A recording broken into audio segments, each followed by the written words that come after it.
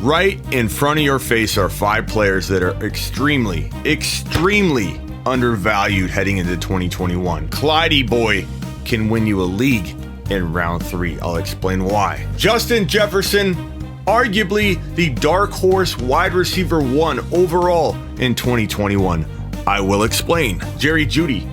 Do we have a top 10 wide receiver trapped in Jerry Jeudy? Could A-Rod even get traded to Green Bay? How much do you factor that into ranking Jeudy? It shouldn't make you overspend, but it's an aspect of evaluating where Jeudy might have value or hidden value. Gibby, my favorite player to draft in round 2 if you need to go running back. I'll explain why. And Herbert is the GOAT. He'll punch you right in the throat. He's got a hot single. We released it last year. We're bringing it back. Hey, Ma, can you play the single for me?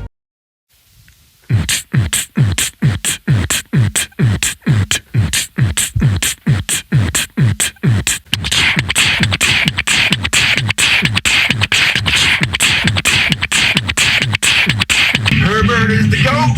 He'll punch you in the throat.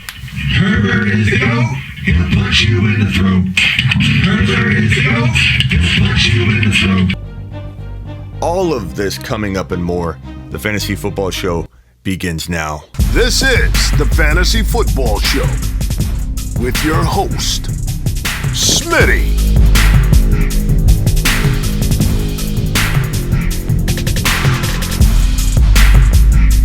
Top 5 running back. You're watching the Fantasy Football Show. Smitty. Take a lap.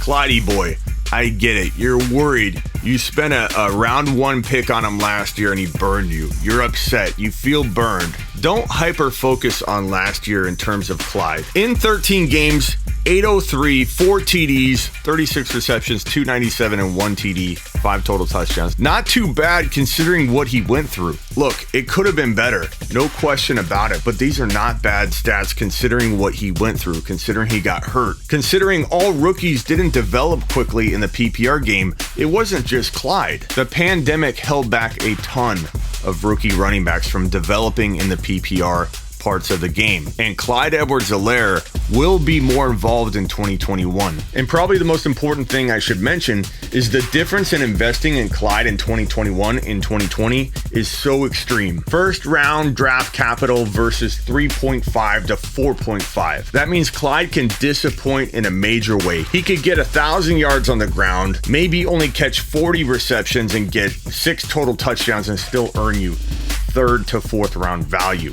on a disappointing year. But I see Clyde running for well over 1,000 yards, maybe 1,100, punching in 6-7 touchdowns on the ground and catching way above 55 balls, maybe 60 plus receptions for 400 and something yards and 10 total touchdowns, double-digit touchdowns, well over 1,500 total yards, and in my opinion, 55, 65, something around that range in terms of receptions. No rookie running backs were prepared in 2021. It's a tough position to come in and just start playing. You've got the security and health of your quarterback at stake. So teams weren't playing around when rookie running backs didn't know pass protection in the way they needed to for their team. Even with pass protection background, you need to know pass protection in your scheme. Clyde didn't know it. Clyde was game scripted out of games entirely. That won't happen in 2021. They improved the offensive line to an extreme degree.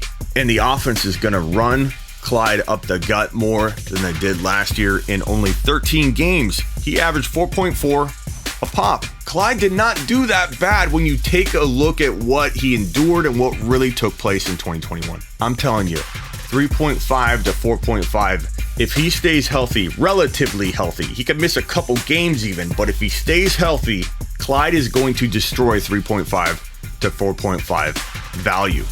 Book it. Clyde can win a league in that range. Don't doubt Clyde based on last year. Look at this whole thing objectively. People that doubt Clyde in 2021 at 3.5 to 4.5 ADP are the same people that doubted Dalvin Cook when he fell into the late 2nd round. And we said in the intro of every video, top 5 running back, top 5 running back.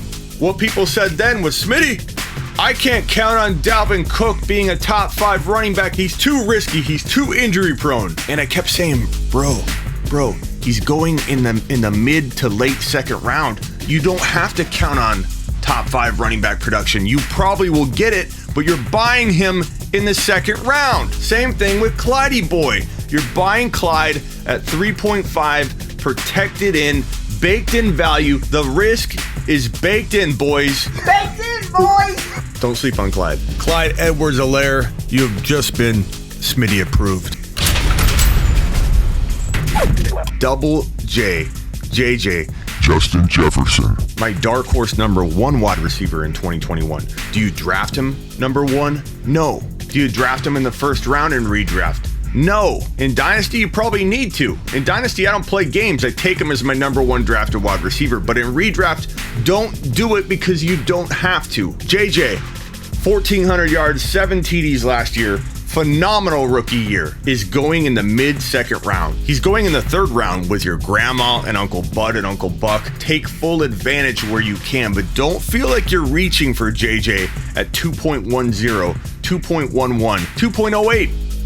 Not a reach. He will explode from that value, but you don't need to take him higher than that because 9 times out of 10, if not 10 times out of 10, he will fall past number 15 overall in a redraft setting, and probably a 30 or 40% chance he falls into round 3, the top of round 3. He makes the perfect bookend pick at 24-25 when you get the 1.1 or the 1.2 or the 1.3 overall. If you get, let's say, the 1.1 and you draft CMC, and then you get this bookend 2-3 turn pick, you grab yourself a DK, a JJ, you get yourself 2 elite wide receivers that can be number 1 at their position. Either one of these guys could finish as the number 1 wide receiver. You could have literally 2 guys in the top 1 to 5 and have yourself the number 1 overall player. I get the temptation of going running back here, but I'm okay going DK and JJ. I'm okay going Antonio Gibson. I'll talk about him in a few minutes. I love Gibson in round 2. And if you wanted to go with Christian McCaffrey, Gibby, and Justin Jefferson, you have yourself an elite team right out of the gate. Probably my favorite draft strategy right now is CMC, Gibby, and Jefferson if Gibby falls. And again, I'm going to talk about Gibson more from another perspective. But give me DK, give me Ridley, give me 2 of those top elite wide receivers right here if Gibson doesn't fall. If Gibby doesn't fall, it's 2 elite wide receivers. I don't really hesitate. It is the easiest way to dominate the 1.1 or 1.2 in 2021. Jefferson in that 24, 25, 26 overall range can win you a league, and he's there maybe 7, 8, 9 times out of 10. My dark horse number 1 overall wide receiver in 2021. JJ, Justin Jefferson, you've just been Smitty approved. Jeudy up next. Probably the most underrated wide receiver given where you can get him, 6-7 round range in 2021. Jeudy didn't have exactly the best quarterback play, but 52 receptions, 856, and 3 TDs. Not a horrible rookie year. But what I love about Jeudy comes from the eye test, not what kind of stats he threw down in 2020. Granted, the quarterback situation is still questionable, but Bridgewater looks pretty good. The rapport between Jeudy and Bridgewater appears to be really, really darn good. They're connecting a lot in practice. The negatives are Jeudy drops the football, Denver, quarterback play. Jerry Jeudy could end up with A-Rod throwing him the football. You cannot count on that. You cannot trade for Jeudy, factoring that into the value you're paying. But it is a component of something that could be in play soon. With Aaron Rodgers, Judy's top 5 to 10. Without A-Rod, he's still a top 12 to 15 wide receiver prospect in 2021 with upside for more. And he makes for the best wide receiver 3 in fantasy football if you can sneak him into that kind of role. Maybe you build light at your running back 2. Example, you go Kamara like we did in the Throne League. You go Justin Jefferson, CeeDee Lamb, and you do a platoon of Javonte Williams, Sermon, Michael Carter, whatever at running back 2. That's when you can fit Jerry Jeudy right into a number 3 best wide receiver spot in your lineup. If I had to drop a stat line for Jerry Jeudy heading into 2021, a guy that many call the best route runner in the NFL, or at least top 5, I'm going to say 70 plus receptions, 1,100 yards receiving, and 8 to 10 TDs in 2021 for Jerry Jeudy. Elite wide receiver 2 on the fringe of wide receiver 1 production. I know it's bold. I know a lot of you won't like it. I know a lot of you are going to go, nah, in the comments, and I'm fine with that. It's bold for a reason. It's not supposed to be something that looks obvious. I don't call out obvious stuff, except for saying things like Herbert's the GOAT who will punch you in the throat. Herbert is the GOAT, he'll punch you in the throat. Herbert is the GOAT, he'll punch you in the throat. This goes out to all you, as we call him on the show, Herbert, Hubert owners, you know who you are. Jerry Jeudy, you have just been Smitty approved. I love Antonio Gibson right now. The news broke about his toe potentially still being a problem. I had my doctor buddy on. We talked about this and we said, does this bump him out of your top 20 overall? What if he doesn't have surgery? Why is the toe still bothering him? My doctor buddy said that if he doesn't have surgery, he might fade him entirely. But I think a little bit differently because we don't know the details behind that comment that he might make. Hey, my toe is still kind of bothering me. Is he saying that in like, hey, I'm a warrior and last year I was hurt so bad, my toe's still bothering me. That's how bad the injury was last year. Or is he saying I'm still hurt and it's severe? Nobody knows. Nobody knows how severe the toe injury is. When someone has a high ankle sprain, how severe? Everybody makes assumptions, and I get that we need to do that. We need to err on the side of caution, but I believe it's more risky to doubt Gibson in 2021 than it is to believe in him, especially when you're talking late second round value or even mid second round value. I draft Gibson without hesitation at 15, 16, 17, 18, all the way down the second round without hesitation. In fact, let's go to the board. I've got a solution for all you people at the 1.11 and 1.2 bookend picks in 2021. Who do I take? I don't like the running backs that fall. Look, Gibson's going around this range, right? In the later second half of the second round. It's time to move him up to this 2.1 spot. Gibson is a fantastic 2.1 draft selection. For those of you that don't want to invest in Cam Akers at the 12 and 13 turn picks, I just don't. He may work out. I'm not telling you Cam is going to bust, but I don't want to spend my number 1.12 or 2.1 on Cam Akers. I just don't. And if you are worried about not getting the running backs you want at that 12-13 turn, if you do go wide receiver, I'm with you. And my favorite approach going forward now is to go Diggs or someone like that with Gibson at the 12 and 13 picks. This right here solves your problem. If you're drafting at the 12 and 13 picks and you're tired of going wide receiver and not getting the running back support you need, go early on Gibson. Move him up from this range right here on your rankings. Just move him straight up into the 2.1. He's worth it. I've landed teams like Gibson, Clyde Edwards-Helaire, Diggs, and Lamb with this approach. You can get crazy and go Josh Allen, Gibson, Diggs, and Lamb, or go running back with this pick. I've even seen people pull off Allen in round 4 and J.K. Dobbins in round 3. I'm not saying J.K. will fall to round 3 for every one of you. I'm not saying that Clyde Edwards-Helaire will fall to the end of round 3 for every one of you. There are a number of players, I've given you a number already, that you can swap out if available. But the bottom line is when you go wide receiver, so let's say you take Diggs in round 1, you take DK in round 2, and then you get screwed at this running back spot here and here. Let's say you get Monty right here, but you don't get anything close to the running back that you want right here. This can backfire on you. Sometimes it works out. Sometimes you can get a Clyde Edwards-Helaire and a Montgomery. And that right there, I'm fine with that team. Monty, Clyde, DK, Diggs. But this happens probably half the time. The other half of the time, you're stuck with very, very bad running back situations because running backs fly off the board. So this approach going wide receiver, I would say works about 50% of the time to my liking. 50% of the time. So this approach to me is the best approach because it gives you flexibility to do whatever you want with these two spots. You've already got a wide receiver. You've already got a running back. You can go Josh Allen here and get bold. You can go Clyde Edwards-Helaire if he falls.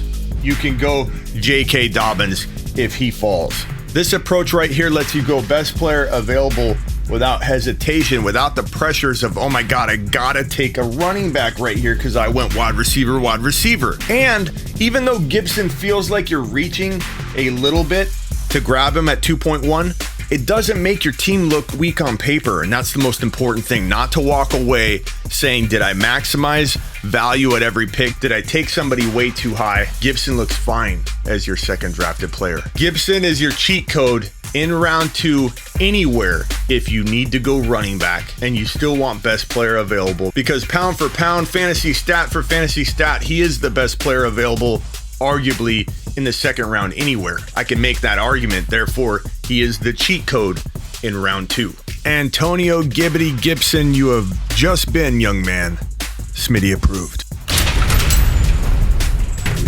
Herbert is the GOAT. He'll punch you in the throat. This guy could be the number 3 quarterback in 2021. He's my 3rd ranked quarterback. Redraft, dynasty, I don't care. I know it doesn't sit well with many of you. My job is to try and be predictive, and I'm telling you right now, Herbert's the GOAT. He'll punch you in the throat. There's a reason we released a hot single on the show. Run it, Ma. Herbert is the GOAT. He'll punch you in the throat. Herbert is the GOAT. He'll punch you in the throat. Herbert is the GOAT. He'll punch you in the throat. Wouldn't shock me at all if this guy was well above 40 touchdown passes in 2021. It wouldn't shock me at all if the Chargers, even in a very tough division with the Chiefs, didn't find their way into the playoffs still through a wild card spot, and Herbert becomes a big MVP candidate, and this becomes a deep playoff team. In 2021, Mike Williams is undervalued. Keenan Allen, if he's healthy, will be on fire. Maybe Jared Cook does well. The Chargers are a good spot for Jared Cook. If you still got something left in the tank, Herbert's going to pry it out of him. And Eckler's going to have a big year if he stays healthy. Herbert to the moon. Don't hesitate to make him a 6th-round pick if you're so lucky to see him fall there. Herbert is the GOAT. He'll punch you in the throat. 40-plus TDs in 2021. Top 3 to 4 quarterback. I put him right there with Kyler. Justin Herbert, you have just been Smitty approved. There you have it. Play Underdog Fantasy. Go to Smitty1.com and click on the Underdog banner that I have on my page right there. Use promo code Smitty. Send me a screenshot of you entering at least a $10 deposit. You got to be new to Underdog, and I will give you a free phone call, and Underdog will give you $25 bonus cash. Play Underdog Fantasy in 2021. All my content's at Smitty1.com, and join me every Tuesday and Wednesday here on the show live for 2 straight hours every Tuesday and Thursday, 5 p.m. to 7 p.m. Eastern. And of course, order my text service by going to HeySmitty.com. Get your one-on-one advice from me constantly throughout the day. All of you watching right now, my loyal The Fantasy Football Show community, my Smitty1.com crew, you have just been Smitty approved. This is the Fantasy Football Show with your host, Smitty.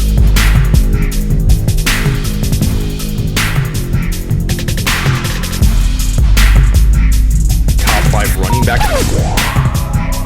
You're watching the Fantasy Football Show. Smitty!